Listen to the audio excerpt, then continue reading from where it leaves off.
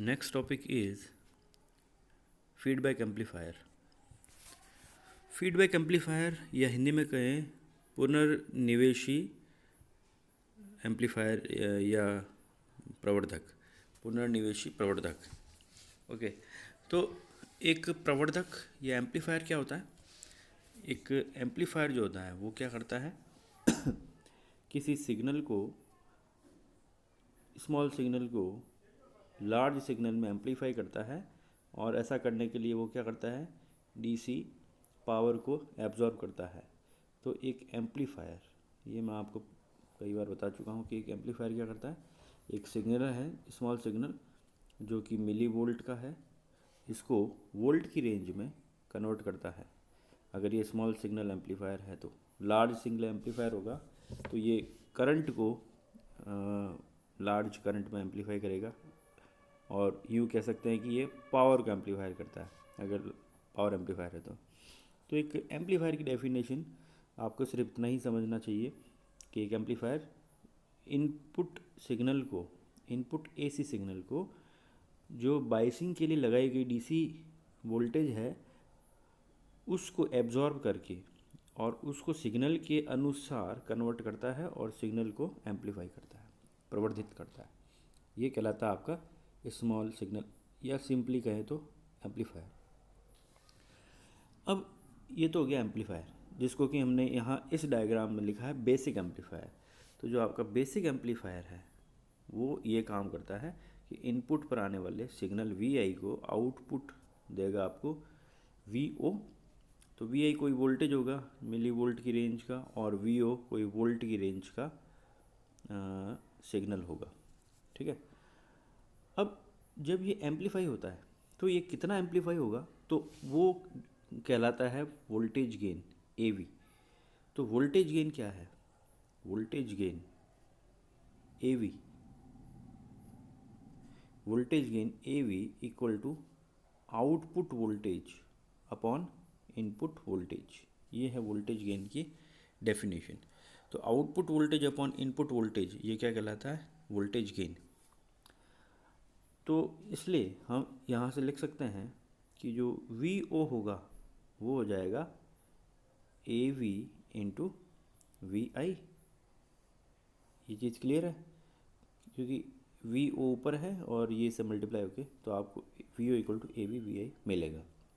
तो ये तो हो गया सिंपल सा कि एक बेसिक एम्पलीफायर क्या होता है। अब हमारा जो टॉपिक है वो है फीडबैक एम्पलीफायर। फीडबैक एम्पलीफायर का एक कॉन्सेप्ट है जो आपको समझना है, वो ये कि बेसिक एम्पलीफायर का कुछ पोर्शन, बेसिक एम्पलीफायर के आउटपुट का कुछ पोर्शन अगर इनपुट में वापस ऐड होता है, आउटपुट का कुछ पोर्शन इनपुट में वापस ऐड होता है, तो ये कहलाता है फीडबैक। इसको बोलते हैं फीडबैक। ठीक है। एक ऐसा एम्पलीफायर जो आउटपुट वोल्टेज को इनपुट वोल्टेज के अंदर मिक्स करता है उसको बोलते हैं फीडबैक एम्पलीफायर। ठीक है। अब ये फीडबैक एम्पलीफायर दो प्रकार के होते हैं, एक नेगेटिव फीडबैक एम्पलीफायर, एक पॉजिटिव फीडबैक एम्पलीफायर। अब ये नेगेटिव और पॉजिटिव क्या है वो देखो।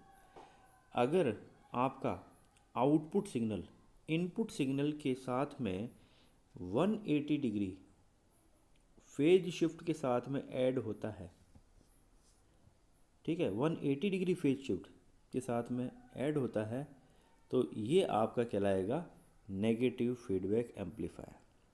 ठीक है, क्योंकि 180 डिग्री फेज शिफ्ट है ना, तो यानी कि फेज चेंज होके ऐड हो रहा है।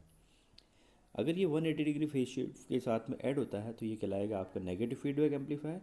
और अगर ये 360 डिग्री फेज शिफ्ट के साथ में ऐड होता है, आउटपुट जो है इनपुट के साथ ऐड हो रहा है 360 डिग्री कहें या फिर 0 डिग्री कहें, यानी कि सेम फेज में, अगर सेम फेज में ऐड होता है तो ये सिग्नल इसके साथ ऐड होगा। भाई सेम फेज है, एक सिग्नल ये है और इसके साथ में मैं एक और सिग्नल जोड़ रहा हूँ जो कि इसी के फेज में है, तो ये क्या करेगा, ये ऐड हो जाएगा। लेकिन अगर ये ऐड होगा, इसका क्या मतलब हुआ कि ये 360 डिग्री का हो या 0 डिग्री का हो, ये सेम फेज में है। तो इसलिए इसको कहेंगे पॉजिटिव फीडबैक एम्पलीफायर। और नेगेटिव फीडबैक एम्पलीफायर में क्या होगा, नेगेटिव फीडबैक में क्या होगा कि आउटपुट सिग्नल इनपुट के 180 डिग्री फेज शिफ्ट के साथ में ऐड तो हो रहा है, लेकिन 180 डिग्री फेज शिफ्ट के साथ भी, यानी घट रहा है। यानी एक ये आपका आउटपुट सिग्नल है और ये जब इनपुट के साथ ऐड होगा तो ये आपका इनपुट है, और इसमें जब ऐड होगा तो ये 180 डिग्री फेज शिफ्ट के साथ में ऐड होगा, इस तरह से। तो रिजल्टेंट जो मिलेगा उसका जो वैल्यू होगी, पीक जो वैल्यू होगी वो थोड़ी सी आपको घटती हुई मिलेगी। तो नेगेटिव फीडबैक एम्पलीफायर में तो क्या होगा, ऑपोजिट फेज में ऐड हो रहा है, और पॉजिटिव फीडबैक एम्पलीफायर में सेम फेज में ऐड हो रहा है। ठीक है, यहाँ तक क्लियर है। आगे चलते हैं। ये काम कि आउटपुट से वोल्टेज को किसी तरह से इनपुट में लाया जाए, ये काम कौन करता है? तो इस काम के लिए हमारे पास कुछ ऐसे नेटवर्क डिवाइसेस या कंपोनेंट्स होते हैं जो ये काम करते हैं। उनको हम कहते हैं फीडबैक नेटवर्क। उनको हम कहते हैं फीडबैक नेटवर्क। फीडबैक नेटवर्क क्या करता है, आउटपुट के कुछ पोर्शन को इनपुट के साथ मिक्स करता है या मर्ज करता है या ऐड करता है। ठीक है, तो ये जो फीडबैक नेटवर्क है ये इन जनरल कैपेसिटर, इंडक्टर से मिलकर बने होते हैं। संधारित्र और जो प्रेरण कुंडली है उनसे मिलकर बने होते हैं, क्योंकि आपको पता है कि कैपेसिटर जो है वो क्या करता है, जब भी किसी कैपेसिटर के इनपुट पर सिग्नल लगता है तो वो आउटपुट में सिग्नल को लगभग 90 डिग्री या उससे कम एंगल तक चेंज कर सकता है। 90 डिग्री और लेस देन 90 डिग्री पर वो सिग्नल को चेंज कर सकता है।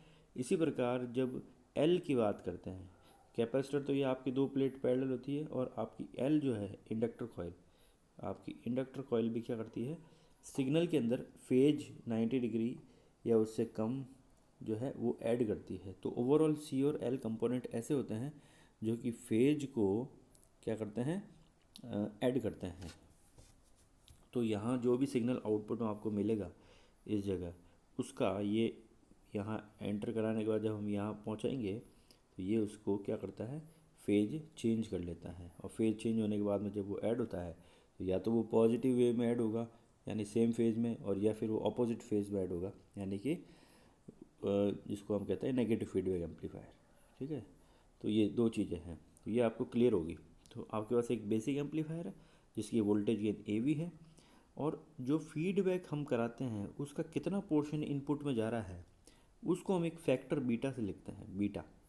तो बीटा क्या है, बीटा है एक रेशियो जो कि आउटपुट वोल्टेज, यहाँ बीटा बेसिकली हुआ क्या कि इस अब बीटा इटसेल्फ जो है एक ऐसा नेटवर्क हो गया जिसके इनपुट पर वो वोल्टेज आ रहा है जो कि बेसिक एम्पलीफायर के आउटपुट वोल्टेज, या यूँ कहें कि जो बेसिक एम्पलीफायर का आउटपुट वोल्टेज है वो इस फीडबैक एम्पलीफायर का इनपुट वोल्टेज होगा।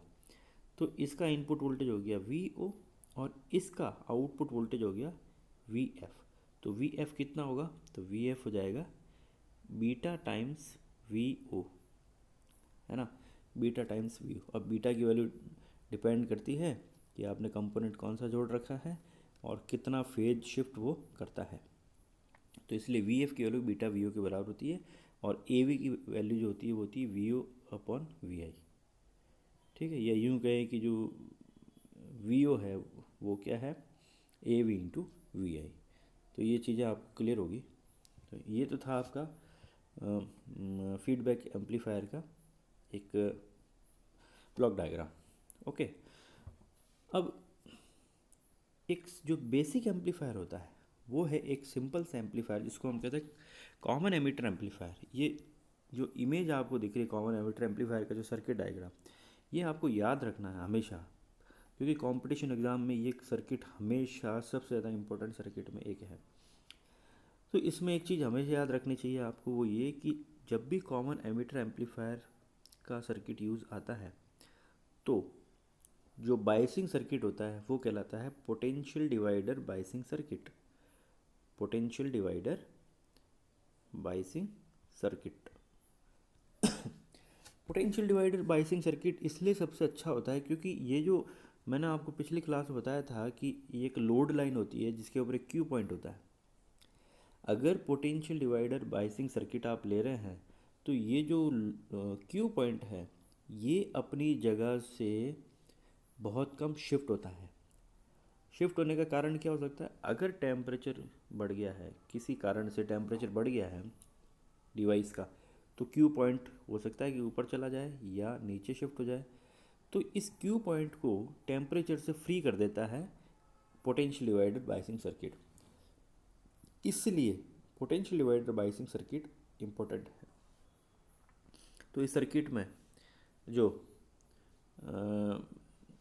एम्पलीफायर यूज़ ले रखा है वो हमने कॉमन एमिटर मोड में जोड़ रखा है। बस इस सर्किट की एक जो सबसे इम्पोर्टेंट चीज़ है वो ही आपके लिए अभी यहाँ पर काम की है, और वो ये है कि इनपुट पर आप जो भी सिग्नल लगाएंगे, मान लीजिए ये सिग्नल है, तो आउटपुट पर ये हमेशा 180 डिग्री फेज शिफ्ट के साथ में मिलता है।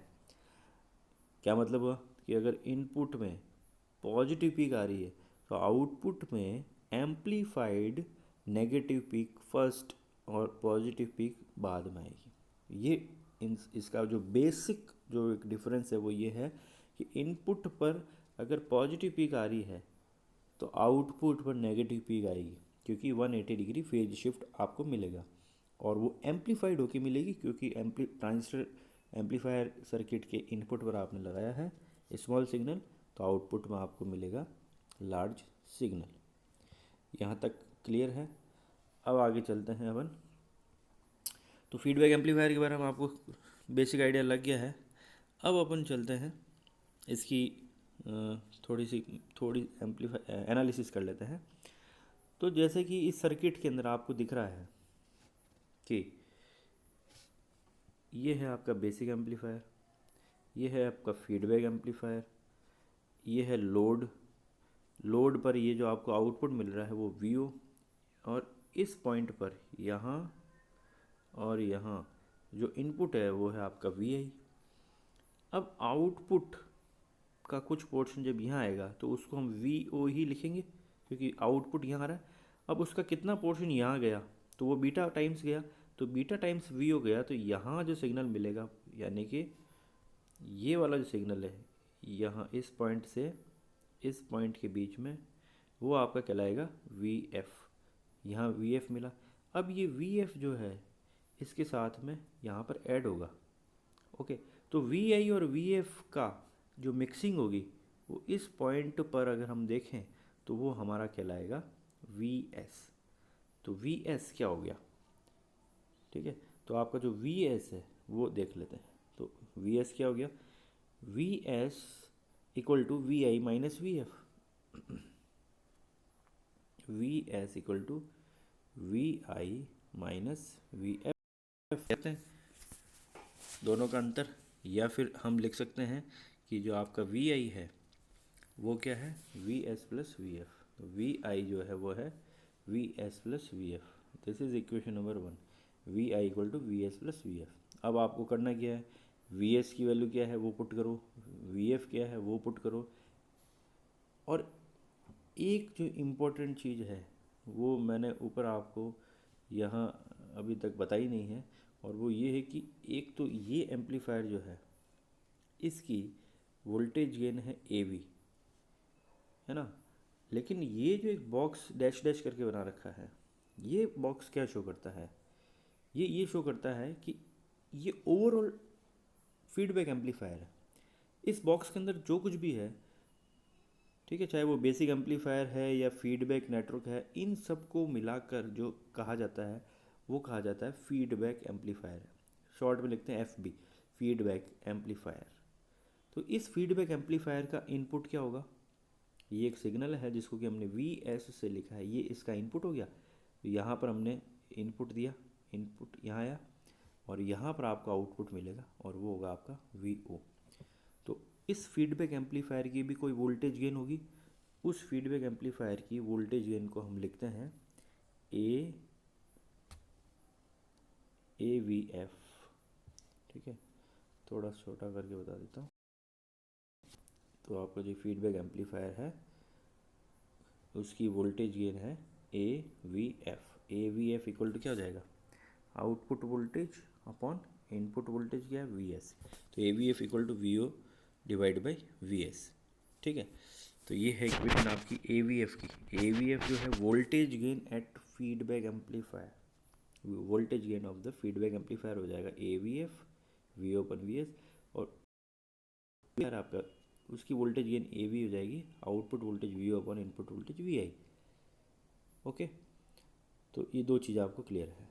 अब जो AV है आपका इक्वेशन नंबर 2, इक्वेशन नंबर 2 में VO अपॉन VI है। VI की जगह हमने अभी भी इक्वेशन नंबर 1 से VS प्लस VF समझा है, तो यहाँ रख दिया VS प्लस VF, और VS प्लस VF में भी VF की वैल्यू क्या होती है, बीटा टाइम्स VO। VF क्या है, बीटा टाइम्स VO, अभी बताया था मैंने डायग्राम में आपको, बीटा टाइम्स VO यहाँ पर आपको मिलेगा। आपको क्या करना है, इसकी वैल्यू पुट करनी है और अब इसको सॉल्व करना है। तो AV into VS plus beta VO into AV equal to VO। VO को एक तरफ ले लिया, इसको सॉल्व किया, तो आपको मिलेगा VO upon VS equal to AV divide by 1 minus beta AV। ठीक है, VO अपॉन VS को अभी मैंने कहा था कि ये होता है AVF।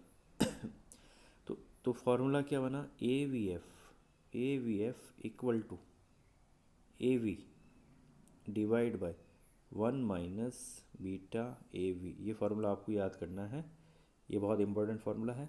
एक रिलेशन आ गया, एक बेसिक एम्पलीफायर का वोल्टेज गेन AV और एक फीडबैक एम्पलीफायर का वोल्टेज गेन AVF के बीच में एक इम्पॉर्टेंट रिलेशन है।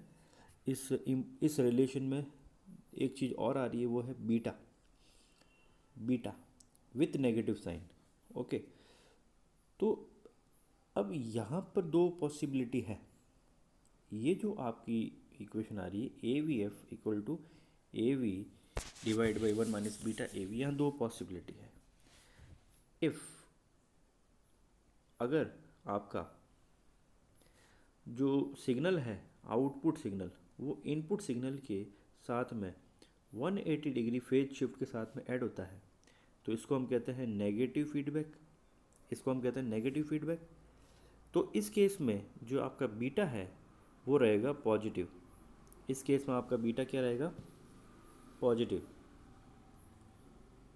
ठीक है,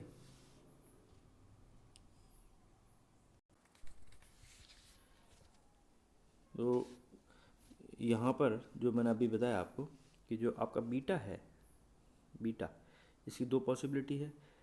अगर वो 180 डिग्री फेज शिफ्ट के साथ में है तो उसको हम कहते हैं नेगेटिव फीडबैक एम्पलीफायर, तो उस केस में बीटा आपका होगा नेगेटिव। ठीक है, और अगर पॉजिटिव फीडबैक है, या यूँ कहे कि अगर वो सेम फेज में ऐड हो रहा है, तो उसके लिए बीटा होगा आपका पॉजिटिव। तो अगर मैं नेगेटिव फीडबैक एम्पलीफायर ले रहा हूँ, नेगेटिव फीडबैक एम्पलीफायर, तो उस केस में हमारा जो फॉर्मूला होगा वो वही होगा जो इक्वेशन नंबर 4 में दे रखा है। सॉरी, उसके अंदर बीटा माइनस में आ जाएगा तो ये हो जाएगा प्लस। ठीक है, तो वोल्टेज गेन जो हो जाएगी वो आपकी घट जाएगी। ठीक है, घट कैसे जाएगी, क्योंकि AVF जो है वो आ रहा है AV divide by 1 plus something.